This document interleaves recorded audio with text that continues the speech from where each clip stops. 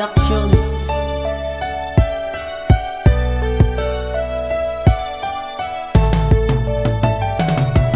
Mga lipay naman ta, kay upod na taduwa. Mga lipay gitaya, kay aton nga promisa. Ang promisa taduwa, aton ginihugoton. Kung sino ang mahisa, aton ni palawayon. Ipabugal ta ka nga ikaw akon nga miga. Ipabugal ta ka nga ikaw akon palangga. Kay palangga ta ka, kag palangga mo ko. Mabago na gid ko, para gidya sa imo. Kay may promisa ka, halungan ko gidya.